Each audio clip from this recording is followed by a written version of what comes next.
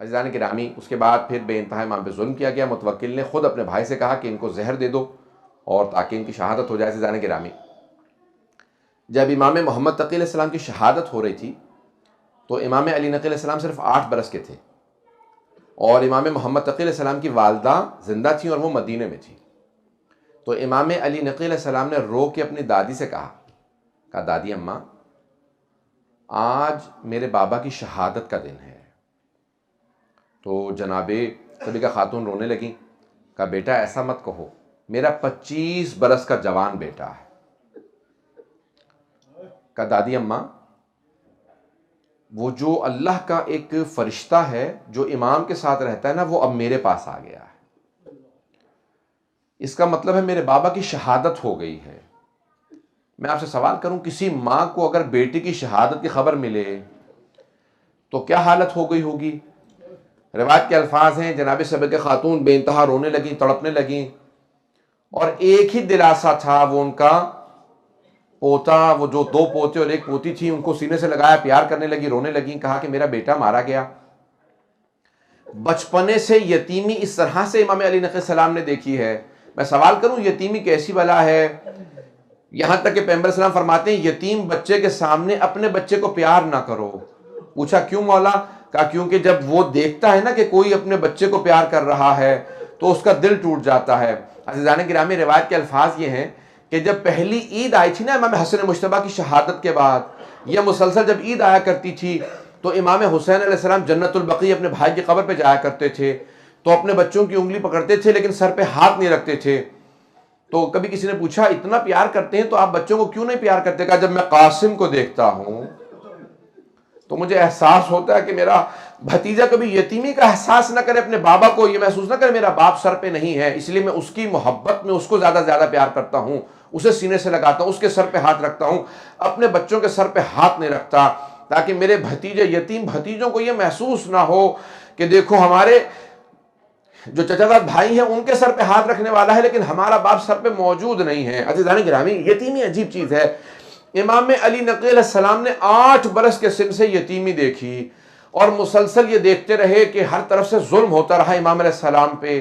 عزیزان گرامی، جب جناب سکینہ بنت الحسین کو پہلا تماچا لگا تھا نا تو انہوں نے اس لحظے میں اپنے چچا کو پکارا تھا اور کہا تھا کہ چچا جان آ کے دیکھیے ذرا میرے کانوں سے کتنا لہو بہ رہا ہے.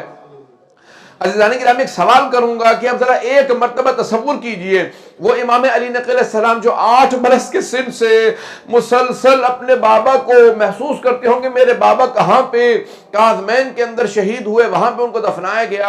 عزیزان گرامی، اب یہ مسلسل وقت کٹتا رہا یہاں تک کہ آخری لحظات ہیں امام علی نقی علیہ السلام کے. عزیزان گرامی، کہتے ہیں کہ یہ جو ائمہ کو زہر دیے گئے ہیں نا، ان میں جو سخت ترین زہر تھے وہ 4 اماموں کے تھے. اب وقت نہیں ہے کہ میں تفصیل سے جا سکوں، آخری جملے کو پیش کر رہا ہوں، اس کے بعد آپ ماتم کریں گے. عزیزان گرامی، ذرا ایک مرتبہ آنکھیں بند کر کے تصور کیجئے گا. کیا تصور ہے؟ کہتے ہیں جیسا 4 اماموں کو زہر دیا گیا ویسا کسی کو نہیں دیا گیا. کیوں؟ وہ کہتے ہیں جو امام حسن مجتبیٰ کو زہر دیا گیا ویسا زہر کسی کا نہیں تھا. پوچھا کیوں؟ کہا کیونکہ امام کا کلیجہ نکل آیا تھا. کہا دوسرا کس کو زہر سخت دیا گیا تھا؟ کہا دوسرا امام رضا علیہ السلام کو. کہا کیسا زہر تھا؟ کہا جب زہر دیا گیا نا، امام نے فوراً اپنے چہرے پہ رومال رکھا. کہا کیا بات ہے کہ مجھے بار بار خون کی قے آتی ہے؟ کہ اپنے چہرے پہ رومال رکھا. کہ میرا پورا کلیجہ پانی ہو گیا ہے. کہ مجھے گھر واپس جا لینے دے، تیرا کام ہو چکا ہے.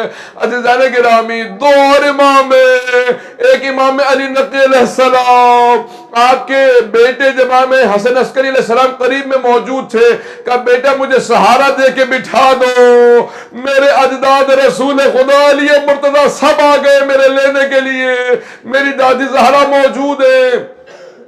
اجرکم اللہ. عزیزان گرامی، اور ایک ہے امام حسن عسکری علیہ السلام جن کو زہر دیا گیا، سخت ترین زہر دیے گئے. عزیزان گرامی، یہ آخری لحظات کیسے عجیب و غریب ہوتے ہیں. روایت کے الفاظ ہے، سامرہ تھا، امام حسن عسکری علیہ السلام نے خود سے اپنے بابا کو غسل و کفن دیا. کفن دینے کے بعد بڑے شان و شوق سے کہا گھر میں شیعوں کو جمع کر لیا. کہ میرے بابا کا یہی جنازہ پڑھ لو. کہ مولا بہت لوگ جمع ہیں. کہ نہیں، وہاں متوکل مجھے جنازہ پڑھانے نہیں دے گا، وہ خود جنازہ پڑھانا چاہتا ہے. میں اپنے بابا کا یہاں جنازہ پڑھاؤں گا، سب کو جمع کیا، کہا کہ یہاں جنازہ پڑھ لو، لیکن میں کہوں گا مولا جب آپ اپنے بابا کا جنازہ پڑھا رہے تھے آپ کے گلے میں توق نہیں تھا، ہاتھوں میں بیڑیاں نہیں تھی، ہاتھوں میں ہتکڑیاں، پاؤں میں بیڑیاں نہیں تھی، مولا آپ کی پھپھیوں کے سروں پہ چادریں موجود تھی، تازیانے نہیں مارے جا رہے تھے۔ اللہ لعنت اللہ علی القوم الظالمین وسیعلم الذین